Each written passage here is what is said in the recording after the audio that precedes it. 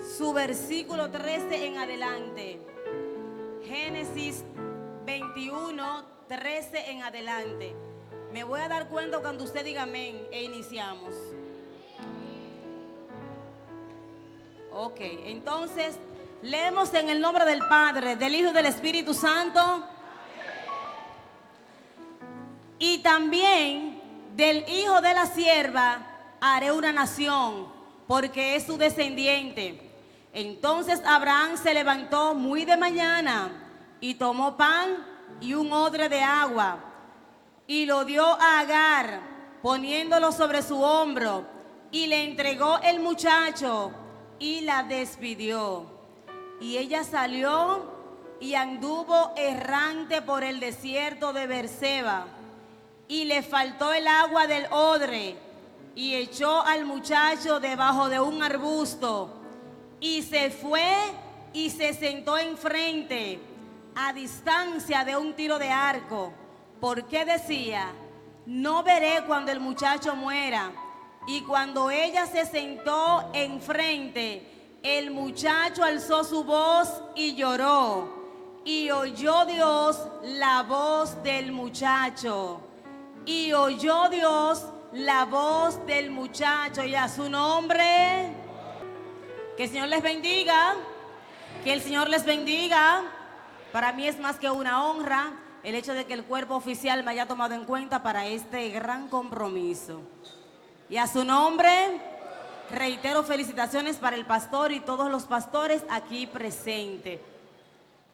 Ciertamente yo estuve dándole una ojeadita cuando Guillermo me informó sobre el tema de esta actividad. Y yo decía: el pastor, un ejemplo a seguir. Entonces yo dije: el pastor es un ejemplo a seguir. Y dije, tengo que analizar entonces y pensar un poco en lo que son las características de un pastor. Además de sus características, ¿cuáles son las funciones de un pastor? Porque cuando empecé a darle mente dije: es verdad que yo no quiero ser pastora. Entonces yo pregunto aquí, ¿quiénes quieren ser pastor y pastora aquí? Levanta la mano a todo el que le guste el pastorado, dirigir como pastor. ¿Y por qué a nadie? Bien, entonces yo analizaba y pensaba, un pastor tiene un compromiso enormemente grande, valga la redundancia. El compromiso del pastor es inmenso. Las responsabilidades que recaen sobre el pastor, yo no tengo palabras. Yo creo que el diccionario no me va a dar las cantidades inmensas en palabras que yo necesito para describir sus funciones. Entonces vi aquí que dice que el pastor guarda las ovejas. Y el término guardar hace referencia a lo que es proteger, a lo que es salvaguardar la vida de una oveja. ¿Por qué? Porque en el rebaño hay lobos rapaces que le gusta ir y comerse a las ovejas. Pero el pastor debe estar ahí. Y cuidado si viene el lobo. Y cuando el lobo viene debe estar dispuesto y debe estar capacitado para enfrentarlo y evitar que le ponga un diente a sus ovejas. Pero además de salvaguardar la vida de una oveja, yo dije, pero el pastor también debe ser un ejemplo. Pero antes de ser un ejemplo, yo dije, otra de las funciones del pastor es que él, además de que guarda la oveja, debe apacentarla. Y yo dije, bueno, apacentarla debe ser cuidarla, estar ahí con ellas. Pero cuando seguí leyendo, vi que dice que apacentar aplica aquí es que debe gestionar los alimentos, los nutrientes que las ovejas necesitan. El pastor debe gestionar una buena alimentación, una buena nutrición para sus ovejas. Entonces me llegó a la mente y dije, pero hay dos tipos de nutrición: nutrición autótrofa y nutrición heterótrofa. La nutrición autótrofa es aquella que tienen las plantas, que ellas son capaces de gestionar sus alimentos, que ellas son capaces de elaborar sus alimentos, que ellas a través de la fotosíntesis pueden hacer posible conseguir lo que necesitan para desarrollarse. Pero entonces dije, sin embargo, las ovejas, los animales y nosotros los humanos tenemos nutrición heterótrofa. ¿Cuál es esa? Es aquella que no nos permite tener ni desarrollar una habilidad para gestionar nuestros alimentos. Es aquella nutrición que no nos da la capacidad de gestionar las vitaminas que necesitamos para nutrirnos. Entonces yo dije, si las ovejas no tienen esa capacidad, el pastor debe tenerla. Si las ovejas no pueden gestionar sus alimentos, el pastor debe tenerla. ¿Y a su nombre? Entonces yo calculaba y decía, si el término apacentar es dar alimento, pero me fui más allá y dije, el pastor no solo debe dar el alimento, el pastor no solo debe gestionar ese alimento, además de gestionar el alimento, el pastor también debe velar a ver si la oveja se está comiendo lo que él está dando. Debe gestionar si el alimento que le está dando a la oveja también está siendo efectivo para su desarrollo. Entonces yo decía, este compromiso es demasiado grande. ¿Por qué? Porque hay ovejas que aún alimentándola, ay, aleluya, no quieren consumir lo que se le da. Hay ovejas que aún dándole los nutrientes no quieren consumirlo. Y el pastor debe velar y decir, te falta vitamina A, tómala. Te falta vitamina C, tómala. Te falta vitamina D, tómala. Pero si la oveja no quiere, el pastor debe velar. Aleluya. Entonces yo decía, mi compromiso es consumir lo que él me da, y el compromiso de él es gestionarlo. Entonces yo dije, pero el pastorado entonces lo vemos de forma individual, pero este es un trabajo en equipo. Este es un trabajo en equipo. Porque si la oveja no se nutre, se debilita y muere. Si la oveja no consume lo que necesita, se debilita y muere. Entonces yo dije, el pastor tiene que guiarme, el pastor tiene que protegerme, el pastor tiene que alimentarme, tiene que velar mientras yo consumo los alimentos, a ver si la oveja que está al lado me quita lo que es mío, a ver si la oveja que está al lado me quita lo que me corresponde, a ver si la oveja que está al lado yo le quito lo que le corresponde a ella. Entonces el compromiso es muy grande. Entonces por eso es que yo digo que el pastorado es un trabajo en equipo. El pastorado es un trabajo en equipo. No se puede pastorear solo. Pero entonces Guillermo me facilita este tema y ahora me dice que el pastor, además de estas características, debe ser un ejemplo a seguir. Y yo decía, un ejemplo a seguir. Pero un ejemplo a seguir es un prototipo que se analiza, y después que se analiza, entonces si es bueno y válido, hay que repetirlo, hay que replicarlo. Entonces para el pastor poder ser un ejemplo, necesita nutrirse él. Y yo decía, él nutre, él facilita, él fortalece, y a él, ¿quién es que lo va a ayudar? Y a él, ¿quién es que lo va a nutrir? Y a él, ¿quién es que le va a gestionar sus alimentos? Entonces significa eso que usted y yo debemos hacer conciencia que los pastores pasan por procesos, los pastores pasan por desierto. Y yo dije, si el pastor tiene tantas responsabilidades, eso significa que para él poder estar apto, para él poder estar capacitado para guiar, para apacentar, para ser un ejemplo, él necesita una conexión directa con el Altísimo. Él necesita conectarse allá arriba. Él necesita tener voz de Dios constantemente. Él necesita dejarse guiar por aquel que lo llamó. Y a su nombre. Y me puse a analizar este término de ser ejemplo. Porque ser ejemplo es algo que se debe imitar, algo que se puede imitar, algo que su finalidad es que se vea, se analice y se imite. Entonces yo vi aquí en el capítulo 3 de la carta a los Filipenses que Pablo le dice a ellos, sed pues imitadores de mí. Yo parafraseando le dice también, además de ser imitadores de mí, todas las personas que tienen las características que yo tengo, todas las personas que cumplen con ese perfil, imítenlo también. O sea, Pablo le dice a los filipenses, imítenme a mí, pero además de imitarme a mí, todo el que tiene las características del fruto del Espíritu, imítenlo. Todo el que cumple con el perfil que debe tener un creyente verdadero, imítenlo. Pero entonces voy a la carta a los Corintios, en su primera carta, capítulo 11, y veo que Pablo dice Sed pues imitadores de mí, así como yo de Cristo. Entonces yo dije, Pablo le dice a los filipenses, imítenme a mí y a todos los que ustedes consideren que tienen el perfil. Pero a los corintios le dice, imítenme a mí, pero pendiente que es como yo de Cristo. En otras palabras, Pablo como pastor, Pablo le está diciendo una cosa a los filipenses y le abre brecha, le pone el plato más amplio, pero a los corintios le dice, no, ustedes me van a imitar a mí, pero mirando a Cristo. Y yo dije, ¿y qué me quiere decir esto? ¿Por qué esta diferencia? Entonces entendí, lo que pasa es que las características de los filipenses no eran las mismas características que los corintios. Los filipenses eran personas más centradas en el compromiso cristiano. En los corintios habían ciertos problemas que él tenía que manejar. Entonces dije, así mismo es el pastor. El pastor necesita entender qué necesita cada oveja, qué está consumiendo cada oveja.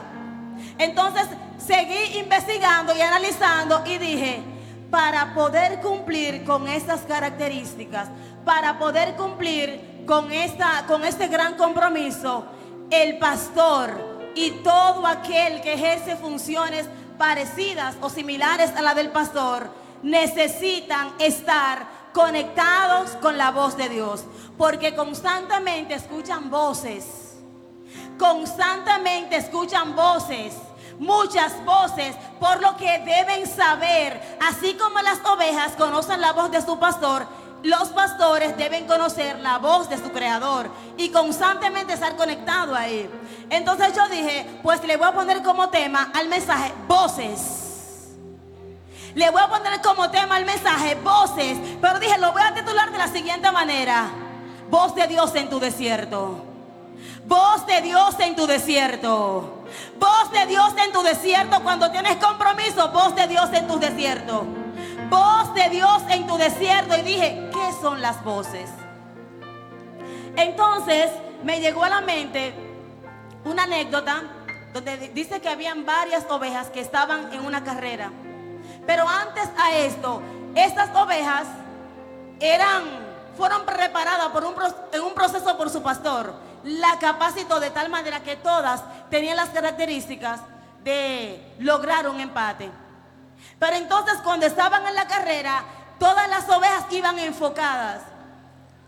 Y la gente empezó a vocear, las porristas por un lado, y el público empezaba a decirle, no podrán, no tienen el perfil, no cumplen con las características. Y a medida que este bullying fue aumentando, las ovejas fueron menguando. Y solo una llegó a la meta. El animador dijo, ¿y por qué ella llegó y no se desanimó? La oveja le hizo esta seña.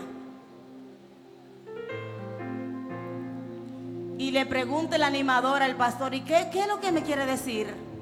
Que ella es sorda y es muda. Que ella es sorda y es muda.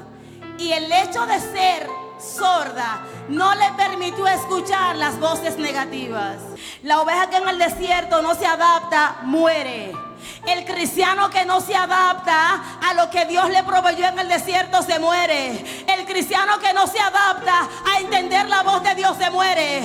El cristiano que en el desierto no se adapta a los recursos que Dios le dio se muere. El cristiano que se pone a tocar otras puertas muere. Hay que estar pendiente de lo que Dios quiere decirnos hoy, porque hay una voz que está retomando en tus oídos y no la estamos entendiendo. Mi alma adora su gloria.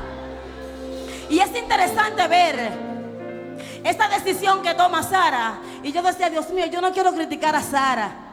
Yo no quisiera criticarla. Pero ¿cómo es que Sara? Dios le dice en su desierto de esterilidad, tú vas a concebir. Pero ella, al ver que no pasa, entonces se emociona y se deja guiar de sus pasiones desordenadas, de sus emociones. Entonces dice, no, Agar, ayúdame ahí. Tomó un atajo. En el desierto no se toma atajo. En el desierto no se toma atajo, porque esa voz que te entró en el desierto es la voz que te va a hacer salir. Aleluya. Esa misma voz que te dijo, entra al desierto, Mi alma adora su gloria. Y me encanta algo, y es que Agar está en la casa de sus amos como esclava. Yo me imagino que Agar nunca se imaginó que la iban a tomar para esta función. Y yo veo eso, el eso de que le permitan unirse con Abraham y tener a Ismael. Yo veo eso como un tiempo de gloria en la vida de Agar, como un tiempo de refrigerio, un tiempo de reconocimiento. Oye, porque a mi jefe, un hijo para mi jefe.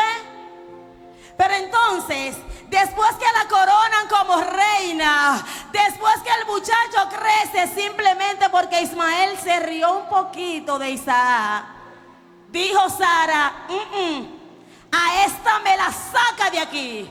Pero yo digo, la vida espiritual de Abraham fueron de grandes enseñanzas para Agar, o debieron ser. ¿Por qué lo digo? Porque parece que el impacto de Abraham y de Sara no fueron muy efectivos en la vida de Agar, porque Agar pudo conocer y escuchar a Dios en la casa de sus amos. Agar pudo, por el ejemplo de Abraham, ser una mujer con otra connotación espiritual. Pero no fue así, porque Agar, aunque tenía personas de ejemplo al lado de ella, Agar necesitaba entrar al desierto. Agar con Abraham y Sara no aprendió a escuchar a Dios. Agar no aprendió a que la voz de Dios trae respuesta. Entonces Dios la lleva al desierto. Y me gusta y me llama la atención porque Abraham le dice, toma ese odre lleno de agua. Y qué padre más responsable. Toma agua, toma pan y vete. Entonces me llama muchísimo la atención también que Agar, una vez en el desierto, se le acabó el agua. Agar se le acabó el agua. Agar estaba en el desierto y se le acabó el agua. No importa que tus recursos se acaben, los de Dios no se acaban.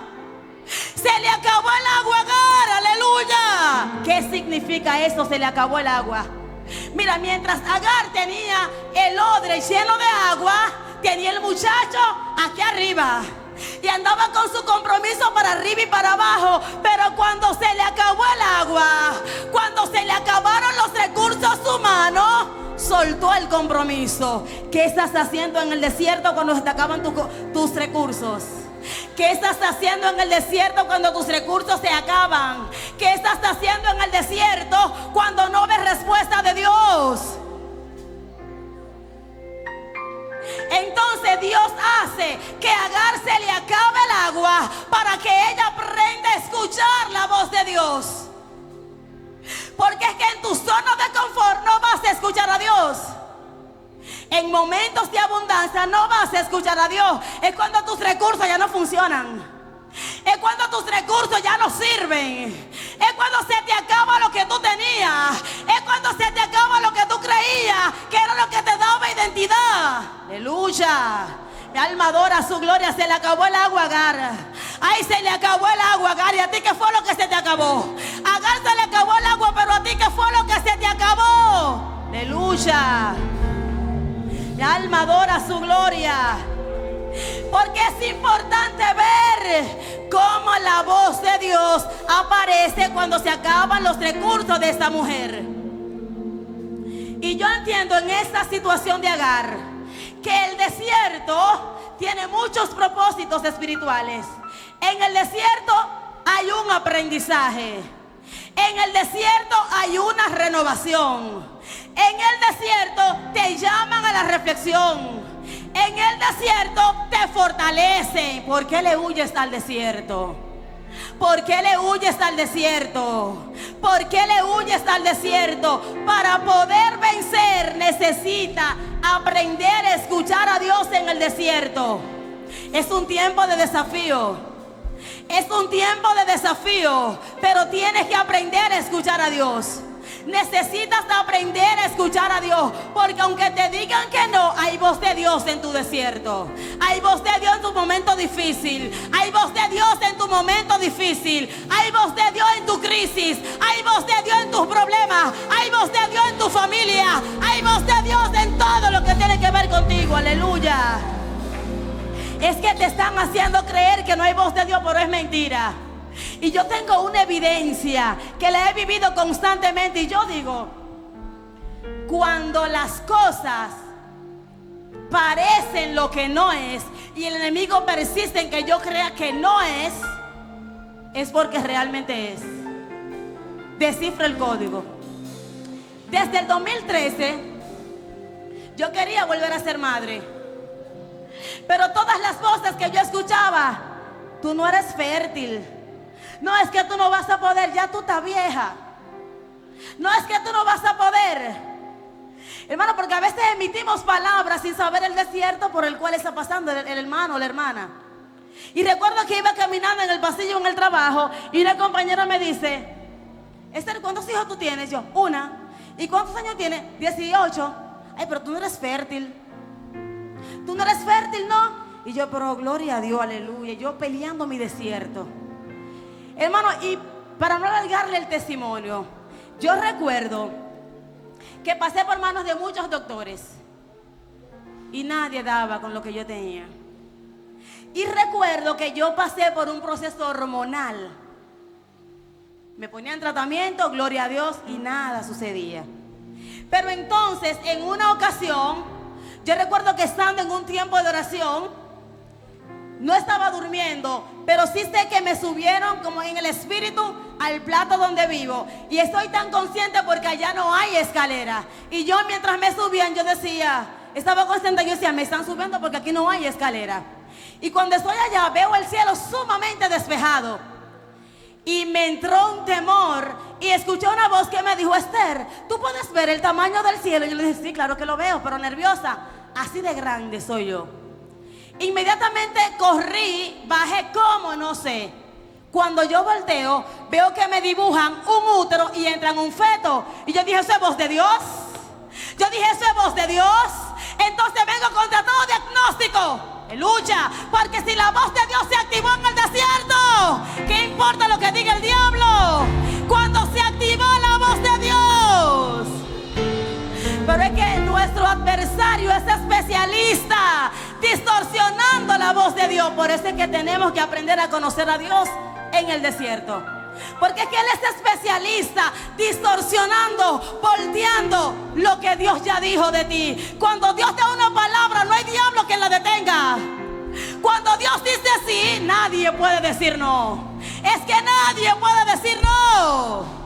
Hermano, y en ese mismo orden, en estos días me dice el doctor: Esther, vamos a hacerte un análisis. Vamos a analizar tu hormona antimuleriana. Es la hormona que mide la capacidad ovárica. Y yo voy contenta porque yo digo, soy una mujer joven y fuerte. Hermano, cuando voy donde Amadita, esta vez fui a Profamilia fue que fui a hacerme mi análisis. Fui contenta a buscar mi resultado en medio de mi desierto. Cuando lo abro, 0.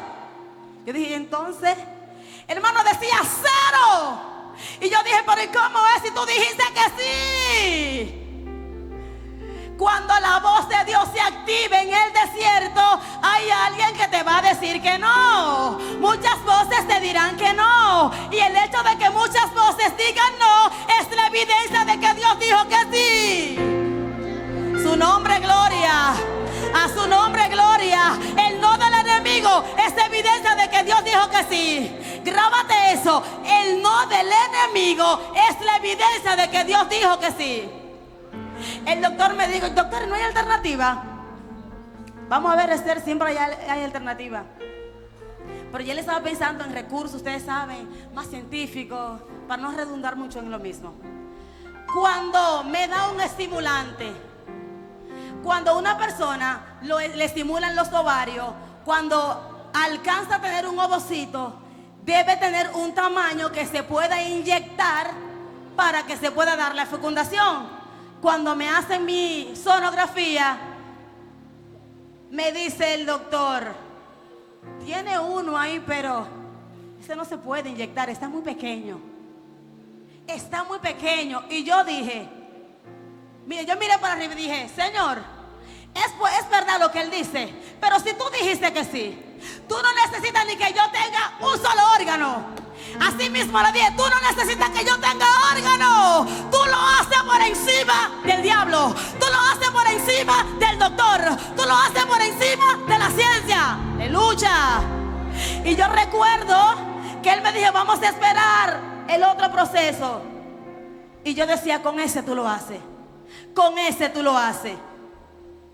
Cuando milagrosamente yo me hacía, creo que una prueba de embarazo mal contada, 3 o 4 veces al mes. Y se dio el caso que me hice la última en octubre y decía que sí. Yo vi que el doctor hablaba con su compañera como que medio dudoso. Nunca me lo dijeron claramente, pero entendí que sí, que ellos estaban dudosos. Yo sí vi que la doctora dijo, vamos a ver si se conserva, como ya había tenido varias pérdidas. Pero cuando Dios dice que sí, ¿qué importa cuántas pérdidas tú hayas tenido? Cuando Dios dijo que sí en tu desierto, ¿qué importa cuántas veces lo haya intentado? Es que el sí de Dios es la bendición que te corona. Es que el sí de Dios es la respuesta en tu desierto. Es que el sí de Dios es la voz que necesita en tu desierto. Mi alma adora su gloria. Mi alma adora su gloria. Yo no sé qué está pasando en tu desierto. Lo que yo sí sé, que hay voz de Dios para ti. Cuando se te cerraron una puerta, Dios te abre 2. Es que si a Agar se le acabó el agua, Dios dijo, yo dije sí. Entonces me llama la atención algo. Agar dice, yo ahora me voy a recostar aquí, lejos, para no ver cuando el muchacho muera. Pero yo digo, Dios te había dicho de Ismael que haría una nación. ¿Cómo es que Agar me está hablando de muerte si Dios dijo que había promesa para Ismael? ¿Cómo es que a ti te están hablando de final si Dios dijo que hay promesa para ti? ¿Cómo es que tú permites que esas voces te digan que no puedes si Dios dijo que tú puedes? ¿Cómo es que el enemigo te dice que en tu pastorado, en tu compromiso de líder no vas a triunfar? Porque Dios dijo que sí.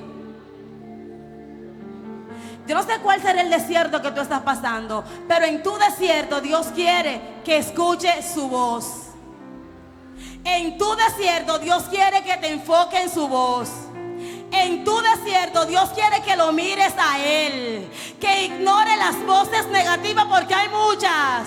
Y entre tantas voces hay una que es tu guía, hay una que te va a iluminar, hay una que te va a abrir los ojos. La Biblia no dice que Dios le proveyó a ella una fuente. La Biblia enseña que la fuente estaba ahí, pero los ojos de ella estaban cerrados. En el desierto Dios te va a abrir los ojos. En el desierto Dios te va a capacitar. Yo me imagino que Israel pensaba que era de Egipto a la tierra prometida. Pero había una pausa. Hay una pausa en tu vida que se llama desierto. Hay una pausa en tu vida que se llama desierto, no la ignores. Hay una pausa en tu vida que es la que te va a hacer trascender y se llama desierto. Hay voz de Dios en tu desierto. Hay voz de Dios en tu desierto. Hay voz de Dios en tu desierto. Quieras reconocerlo o no, hay voz de Dios en tu desierto y a su nombre.